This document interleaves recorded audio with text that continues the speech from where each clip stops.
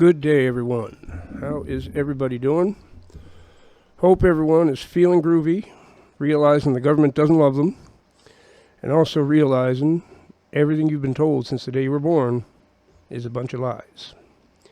It is July the 4th, 4th of July for any Americans out there. Happy 4th of July of 2025 at 1:08 p.m. coming to you from the communist shithole known as Ontario, Canada. The two-tier communist shithole known as Ontario, Canada. So people in the UK will really relate to this two-tier thing because two-tier Kier is what they call their leader because he's in support of two-tier policing, two-tier law, basically.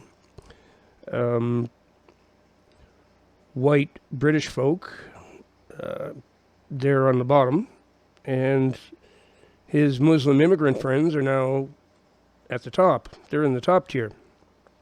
Two-tier Kier, they call him. That's a perfect name for that guy. He is one of my least favorite leaders out there right now. They're all psychopaths. They're all crazy.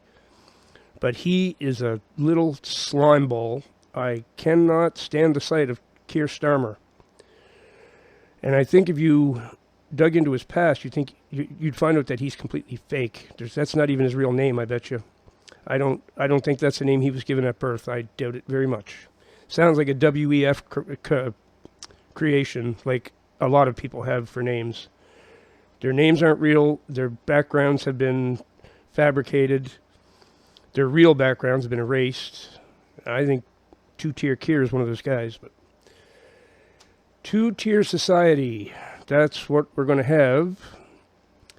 It's kind of like a bifurcation. That's a word you might have heard too. Bifurcation is the dividing of society into two groups, like left and right, really.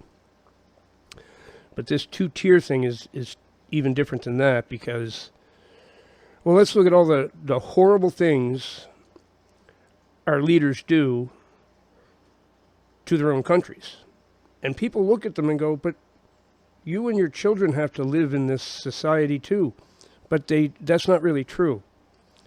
They're in gated communities where there are no immigrants. So there's no immigrants in the community where Justin Trudeau lives or where Keir Starmer lives. He's in a ritzy, posh, gated community. None of these things affect them.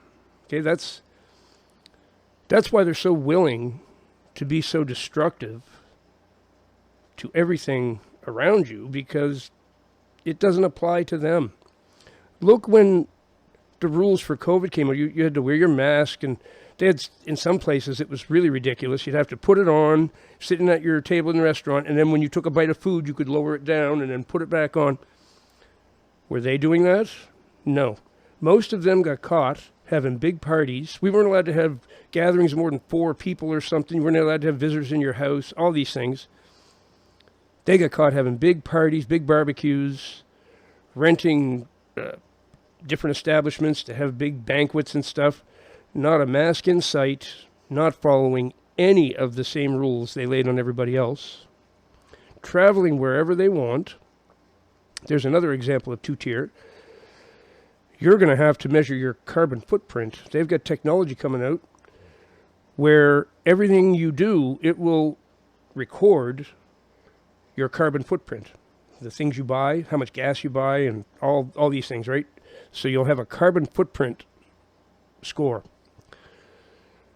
Do you think that applies to all these guys with private jets? COVID made a whole bunch of new billionaires, and they have private jets. Almost every billionaire in existence has a private jet. They're flying. There's a channel called Mr. MBB333. He covers things like UFO sightings and whatever, but he also goes to sites where they track all the planes, private jets and stuff, and he shows you how many private jets are up in the sky all the time now. It's increased by like a few 100% over the last couple of years. A lot of new billionaires from all the COVID scams flying around having the time of their lives in their private jets while they tell you to worry about having a wood stove or having a gas stove or a gas-powered car. There's no way the average person could have as much of a carbon footprint as one of them guys in their private jets from one flight. That's all it takes, and it's major carbon footprint. They take one flight, and they've beat my carbon footprint for the next 50 years. I mean, I couldn't match it if I tried. I don't have any means of having that much of a carbon footprint. But the regular people, we're the ones being blamed for all this, these emissions and all this stuff. Going after cow farts. You know, can't have cows, can't have beef, whatever, because, and I'm a vegetarian. I don't believe in eating animals, actually, but, I mean, I don't judge people that do, but for me, I'm not worried about the beef because I don't eat meat anyway. I eat fish. That's all I eat. But they're worrying about cow farts. That's going to destroy the planet, cows farting. Yet they can fly around on their private jets. This is a two-tier society. The elites don't have to follow all the crappy rules they lay on everybody else. The two-tier policing is very obvious. Any protest you want to go to, if it's BLM or Free Palestine or LGB, you know, that one, anything like that, the cops will protect them and arrest anyone else who interferes with them. But if it's any other kind of protest, like for freedom, the Freedom Convoy in Canada or anything like that, forget it. The cops are going to be all over you. They'll even allow Antifa and BLM and all these other groups that they support, they'll allow them to terrorize you. They'll allow assault. They'll allow all kinds of very illegal things. It can happen right in front of them. And as you're being victimized, the cops will come and try to arrest you, even though you're being victimized. And they know that. It's in your face. It's in your face. You're in the bottom tier. Everything is now two-tier. Everything in our societies, everything in Western society, two-tier. Not just two-tier Kier. We got Mark Carney here. He's the same exact way. He's from the same group. They're all WEF members. They're all doing the bidding of Klausy Schwab, and it's not Klausy anymore. It's that other guy that used to be the CEO of Nielsen, the demon guy with the one bad eye. He's something to look at. He is frightening. That's who's in charge now. So, you are on the bottom tier, unless you're a Muslim, or you're wealthy enough to be in the club. You know how George Carlin said, it's a big club, and you ain't in it. So if you ain't in that club, you're on the bottom tier. You're heading for having no rights, no representation at all in the government whatsoever, none.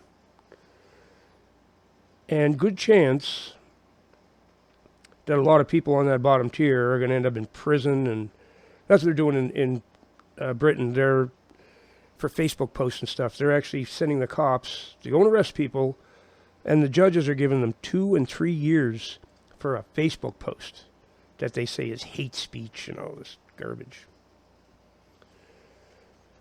So that's not a very bright thing I'm talking about here. It's pretty dark. It's pretty dark if you're on the bottom tier. It's great if you're on the top. This is why they don't care about the destruction that they're doing. It's not going to apply to them. Remember the movie Hunger Games? That's what I'm talking about. Now that's where it goes in the extreme. That's where it goes in the end. The capital and the regions, or what do they call them? Yeah, regions. They've written books about this very thing, how there's going to be one capital and a bunch of regions of peasants, slaves. They salivate thinking about it. That's the whole point of all of this that they're doing. It is to put you on the bottom tier, and once you're on the bottom tier, they'll enjoy stepping on your face as they move. Maybe one of these times I'll have a happier topic to talk about. That was one I just felt compelled to talk about today. So, hope you all have a great day, even if you're on the bottom tier. I will see you in the next one. God bless you all.